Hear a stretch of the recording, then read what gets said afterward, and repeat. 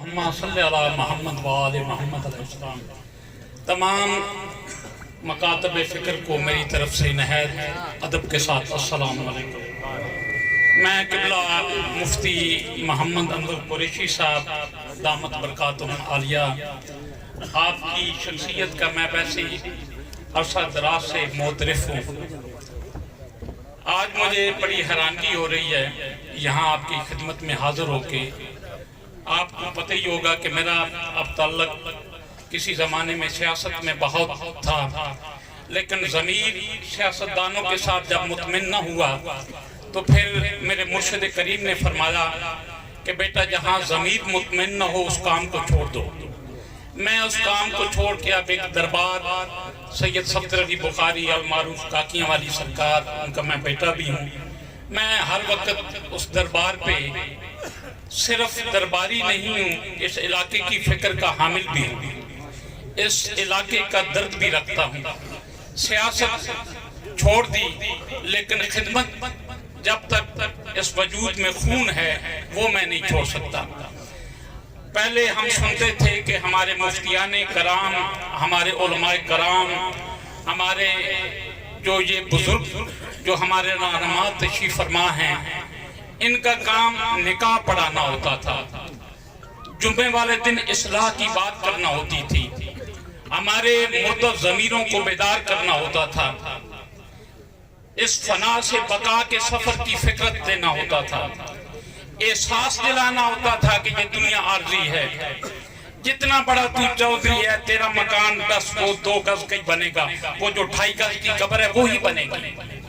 انہوں نے دین کا احساس دلایا، اسلام کی آبیاری میں انہوں نے کردار ادا کیا، لیکن آج حیرانگی ہے کہ یہ ہمارے نکاح خان، یہ ہمارے معاشرے میں عظیم کردار ادا کرنے والے آج یہ روڈوں پہ اس کام کو چھوڑ کے ہمارے حق کے لیے آئے۔ کیوں آئے؟ یہ لمحہ فکریہ ہے، اس پہ ہمیں غور کرنا پڑے گا۔ یہ میں درباری آدمی ہوں، دربار کے یہ مقصد ہرگز نہیں ہوتا کہ آپ گٹے گوڑے لمبے کر کے مٹھیاں بھروائیں، تعویذ لکھیں، دم کریں، پیری ہو گئی۔ میرے والد صاحب نے فرمایا بیٹا زندگی میں کبھی پیر نہ بنی، پیر بننے کی بجائے خادم بنی، کیونکہ خادم کی بچت ہو جاتی ہے، پیر کو حساب دینا پڑتا ہے۔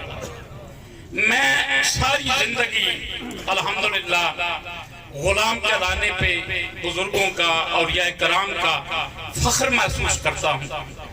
میرا ضمیر تڑپتا ہے جب میں اس روڈ پہ آتا ہوں۔ اچھا ہم تھوڑا سا مسکرائیں گے میری بات پہ، کیونکہ میں اس دربار پہ نا فیس بھی لیتا ہوں، اور جو لوگ آتے ہیں میں کہتا ہوں یار کام ہو جائے گا، اللہ کرنے والا فیس دے، وہ کہتے ہیں فیس بتائیں، میں کہتا ہوں مسکرا کے دکھاؤ، ذرا آپ بھی مسکرائیں، کیونکہ آپ کی مسکراہٹ سے آپ کے مسئلے کا حل ہو جائے گا۔ مسکراہٹ کا مطلب ہے راضی برضا، کہ اگر اللہ ہمیں یہ درد دے کے آزما رہا ہے اور اس آزمائش میں ہم پورے اس لیے اتر رہے ہیں کہ آج حسین ابن علی علیہ السلام کا دیا ہوا ضمیر ہمارے اندر بیدار ہوا ہے۔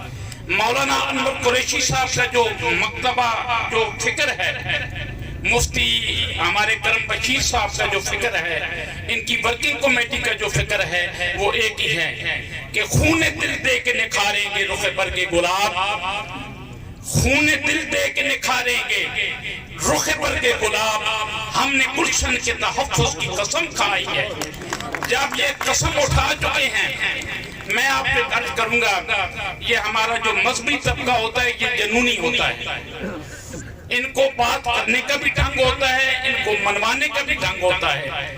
یہ جب علم اٹھا لیتے ہیں تو منظر کو جب تک یہ عجیب نہیں کرتے یہ اپنی توہین سمجھتے ہیں، ان کی جبلت میں یہ شامل ہوتا ہے، جو کرنا ہے اس کو کرنا ہے اور جو کرنا ہے اس کو کر کے دکھانا ہے۔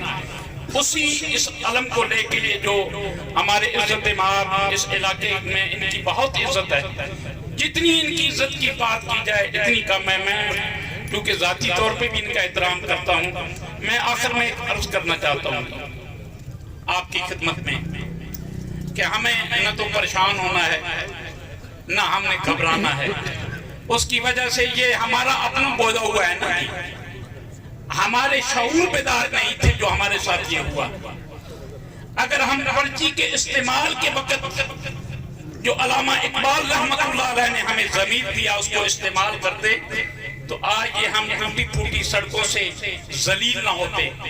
وہ یاد رہ گیا لطیفہ ہے آپ کے لیے اور میں اجازت چاہوں گا. میں ایک دفعہ ڈی سی صاحب کو ملنے گیا. میں کہ جناب میری آپ کے لیے ایک دعا ہے, درباری آدمی ہوں.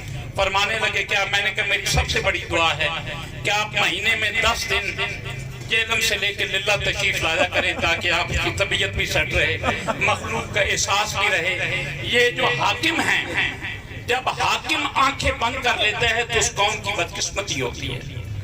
حاکم پابند ہے کہ جس کے گھر روٹی نہیں ہے اس کی خبر لے. یہ حاکم ہمارے کیسے ہیں؟ آپ ایک بندہ مجھے ملا, اس نے کہا شاہ صاحب میرے وہ موروں کا پرابلم ہے. میں نے اس کی وجہ کیا ہے؟ اس نے کہا 20 لگاتار سفر کیے ہیں اور میری قسم کرسی کا عالم یہ ہے کہ میرا ایک مورا ڈیمیج ہو گیا ہے. جب ہمارے مورے جواب دے جائیں گے, میں آخر میں قبلہ مفتی صاحب کو وہ کوئی ایسی بڑی بات نہیں کرنا چاہتا, لیکن میں ان کو خراج تحسین ضرور پیش کرنا چاہتا ہوں. ان کو میں سلوٹ پیش کرتا ہوں, ان کی ورکنگ کمیٹی کو سلوٹ پیش کرتا ہوں. جب یہ میرے پاس دربار پہ تشریف